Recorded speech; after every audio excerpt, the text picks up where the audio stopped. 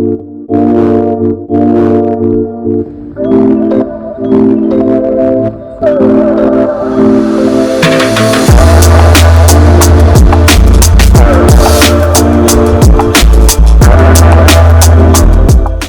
Parker here, property investor. Just thought I'd come at you another video. Bit of a story time. And the moral of the story, before I tell the story, I'm going to do the moral of the story is you need to make sure that you're rubbing shoulders with the right people and you're networking and you're surrounding yourself with the right people when property investing or when doing any sort of business, to be honest. A person that at the time was acting as my mentor, but wasn't really a mentor. He was just a friend, an acquaintance, but I spent a lot of time with him. He obviously was investing in property. When I met him, he had like a portfolio of 15 properties. He was constantly investing, giving advice to people that wanted to get into property, like myself at the time. And I just got started in property investing. I bought my residential home and I was viewing other properties as buy-to-lets for investment reasons. And I went to a networking event on, say, like a Wednesday, and I met this independent estate agent, yeah. And we got talking, we got connecting, we had a good time that night, speaking about properties and so on and so forth. And then she called me on the Friday afternoon. I remember because I was picking up my daughter from school, and she was like, "Oh, Craig, I've had a landlord come in expressing his desire to sell. It's a studio flat around the corner from where I live, basically.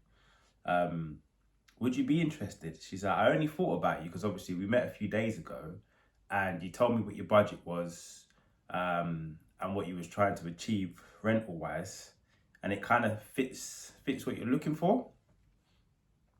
And this would have been my first investment property, by the way, yeah. So I was a bit nervous, and I'm like, yeah, I'm interested. I said, "Can you send me all the details so I can do all my due diligence, and then if the numbers work for me, I'll call you back with to see if we can get a range of viewing." So she sent me all the details. I crunched the numbers, and I'll be honest, it was an amazing deal. I thought it was too good to be true, to be honest. It was a lot cheaper than other flats. It was a little studio flat 8 years ago now. It was a lot cheaper than other flats in the area. And I was a little bit unsure to why it was so cheap. But anyway, I called my mentor, not my mentor, but the person that was acting as my mentor, but wasn't my mentor, to come and view it with me because I was a bit nervous and I was a bit unsure to why it was a lot cheaper than, all the other studio flats in the area. So he came along and, we found out that it had a short lease. So if any of you don't know, with properties that are flats or studios, you don't own the land that it's on. So you just own the building itself, but you don't own the land that it's on. So there is a lease on it, basically, and then there's a leaseholder. So somebody who owns the land, the leaseholder. So you can get a mortgage on properties that are like 65 years left on the lease or more, give or take, depending on the lender. Don't quote me on it, but give or take. And this one had like 67 or 68 years left. So that's the reason why it was going for a lot cheaper than all the other studio flats in the area. So then we did the viewing, we did our numbers again, and then we worked out, we got the leaseholder's details and worked out actually to renew the lease back to 150 odd years would still be a good return on my investment with all my money put in.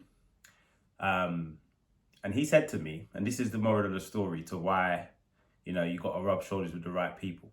Firstly, I wouldn't have known how to meet that, to get to find out those little bits of information on getting the leaseholder's details and finding out what the price would be to renew the lease before buying it, that was all help and guidance by him because he'd done it before. But he said something to me that really gave me a bit of urgency. And he said to me, if you don't buy this property, I will. And in my head, I was like, I've brought you along to this deal and you're saying that it's such a good deal. And now you're putting me under pressure saying, if you don't buy it, I will. And I didn't even have the money at the time to purchase it, to be honest. Didn't have the money. I probably had half the money that I needed. But because he said what he said, the competitive side of me was like, absolutely not. I have to buy this property. One way or another, I'm buying this property. So I put the offer in. I had to ask friends and family, but basically to borrow me some money just to show my proof of deposit. Then I'll send it straight back to them a few days later. And then I delayed the completion and I managed to get it. Yeah, and I can explain the breakdown on it on another video. But the moral of this video and the moral of the story to this video is that rub shoulders with the right people, be around the right people at the right time. Because if I didn't have that guy with me, I probably wouldn't have bought the property. Because I was so, and I asked questions as well. Because first of all, I was like, the difference in the price of this property to all the other studio flats, it's not making sense. And then when we found out it's because it's got a short lease, I was like, okay, well, I can't buy it then because I'm not ready to get a mortgage, so on and so forth. So we found out about, it's 65 years minimum, 65 years or more you can get a mortgage on, usually with most lenders.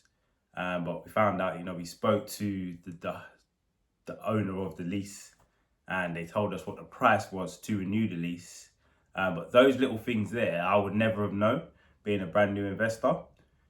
And I only learnt that through obviously going through the process with someone by my side to guide me and walk me through it, So, get networking, get talking to investors.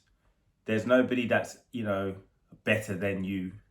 So if any of you guys have questions about investments, about property investments, ping them over to me. I can give you what knowledge I have. If I don't know the answers, I can ping them over to people that will have the answers. We'll build up our own little network. I've been Craig Parker. Until next time.